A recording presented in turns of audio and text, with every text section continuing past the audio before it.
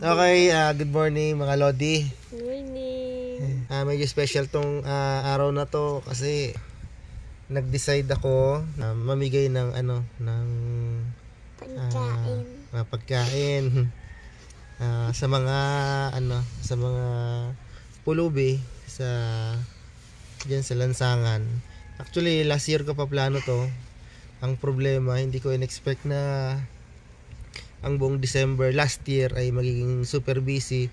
Kaya November pa lang ngayong taon ay pinlano ko na. Then ngayon, December 17, biglaan ako ng oras para matuloy na talaga to kasi last year hindi natuloy. Ngayon, kasama ko family ko. Yung isa tulog pa. kasama ko family ko na mamimigay. Isang way na rin para matuto yung mga anak ko na makapag-share ng blessing. Ayan. Medyo puyat pa kasi galing party kagabi. Dahil nga sobrang busy talaga pag December.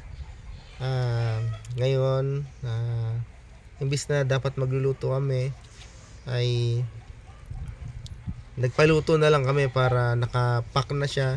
Then i-distribute na lang namin mamaya. Ikot-ikot tayo mamaya sa mga makikita natin. Okay? Okay. Okay. Excited ka na? Opo. Yun. Okay. Excited ka na? Opo. Okay. Si nanay din. Okay. See you. Bibis lang kami liligo. Bibis. Kukunin pa lang muna namin yung yung foods. Yung lolo doon sa shop sa Jollibee. kal niya ng food saka ng pera. Yung lola doon Ako na bahala sa food. Ikaw na magbigay sa pera. Opo. Yung naipon mo. Bakit? Ayaw naipon. Ikaw. Bakit? Ikaw. Okay, sige. Okay. Bye-bye. Bye-bye.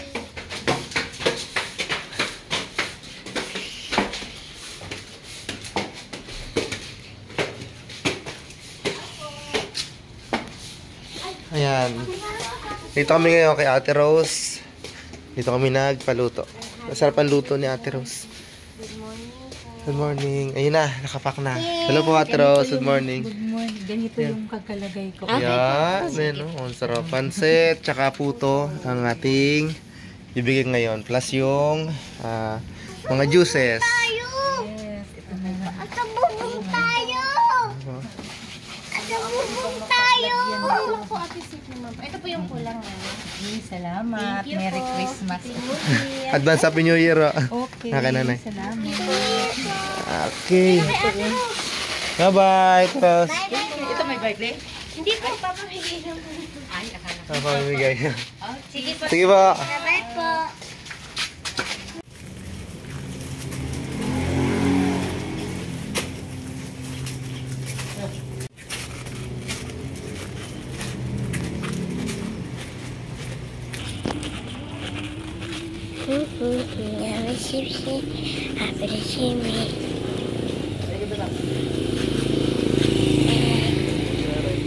Nakuha na namin yung pagkain.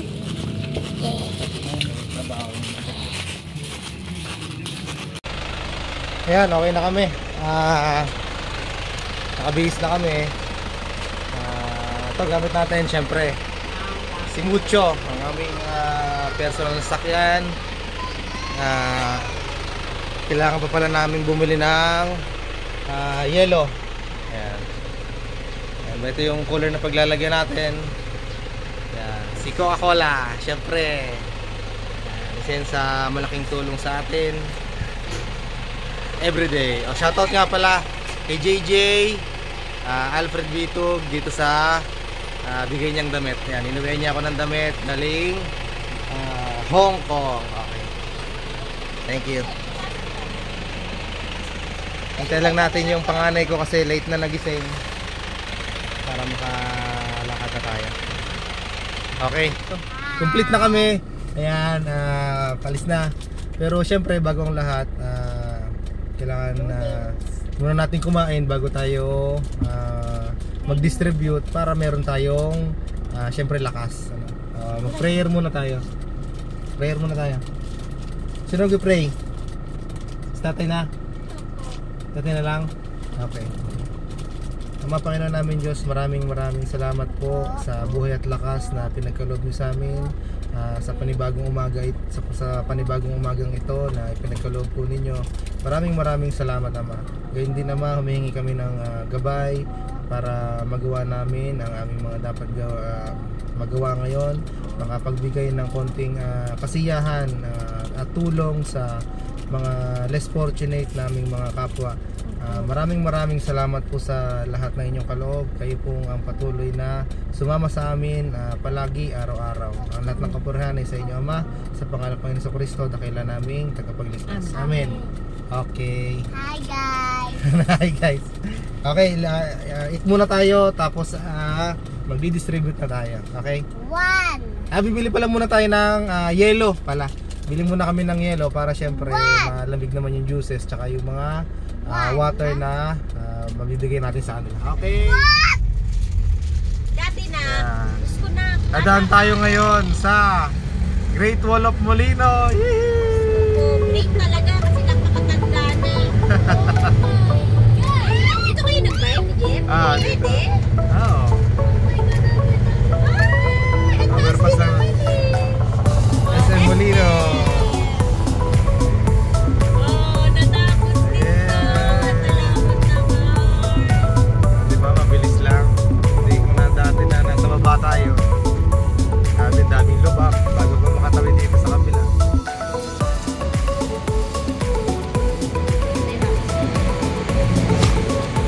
Sarap. Bata, sarap.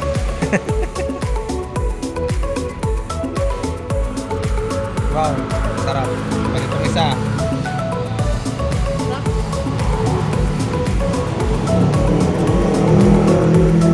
Kailan nakain na? Ayan, nandito tayo ngayon sa Kowloon House. First time na lang namin kumain dito ng family. Hindi na kami nakakain dito dahil nga mahilig kami sa noodles.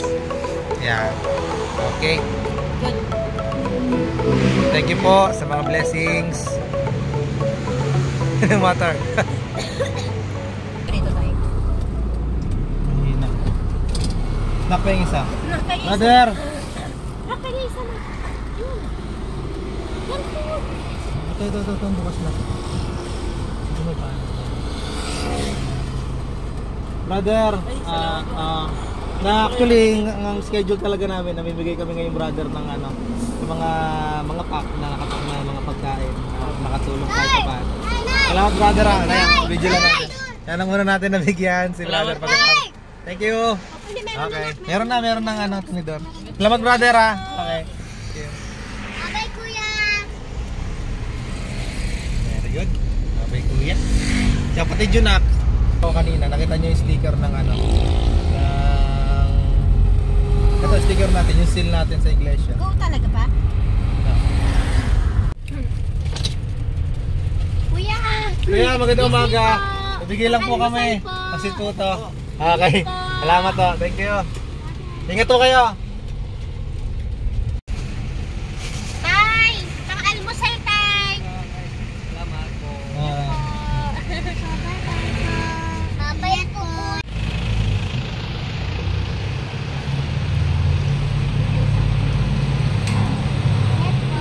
Babay po. Kuya, excuse me.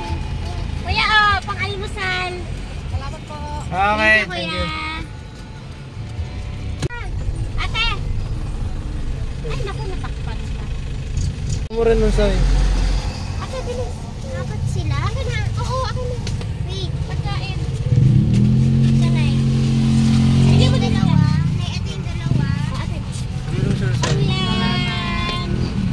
Nabili mo din si kuya. Isa pa na. Pabot mo sila na sila mga bata. Ito! Ayan si kuya. Sige, bigyan mo na rin si kuya. Thank you po. Okay. Ito kamote ang kuhuli naman. Gusto niyo pagkain, tay? Gusto niyo pa pagkain? Sige po.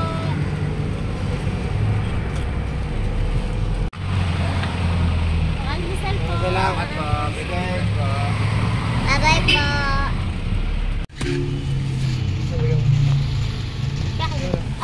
pagkain. Ibigay mo sa kuya. Ayan kuya, pagkain po. Okay. May pansit tayo. Salamat po. Pangkain po.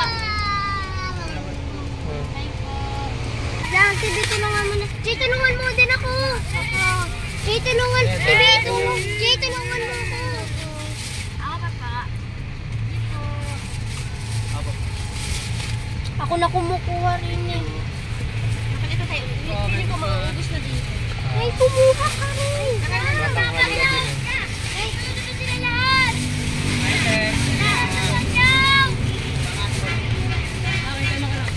Bibigyan lahat. Wait lang.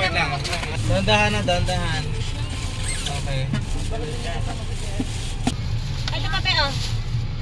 Ako na mag-abot. Wait lang.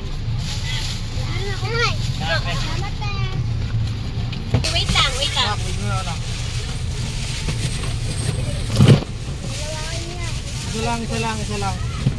Para meron lahat. Kaya dalawa kasi sa kapatid ko isa. Napisin niyo dito na po.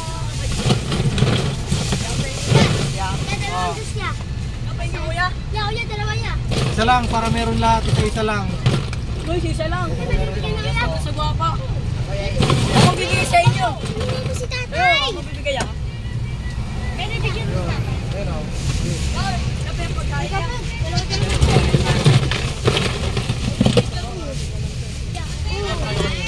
Kuya, wala pa kuya. So, napengi pa ng ano.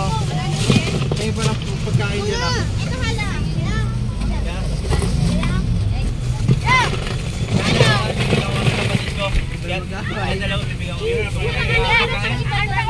Cute ah. Hindi pa masyadong malamig ah. Dalawa sa akin, dalawa. Isa lang. Ha?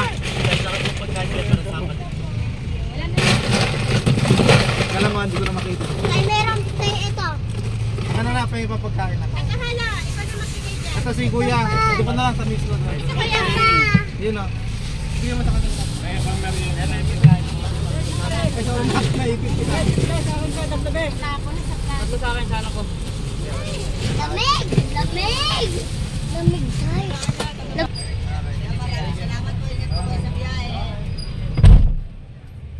Yun! Dito lang naubos.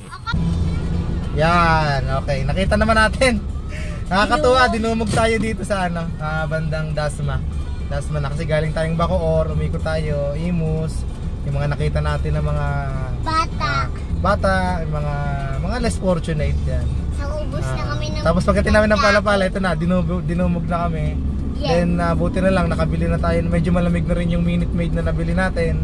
Siyempre, dapat Coke products sila. Siyempre, Coke products, number 1 yan. Ice cream. Apple ka naman eh, kasi ice cream ka pa, dapat wala na eh. So, Drive ko kami ng ice.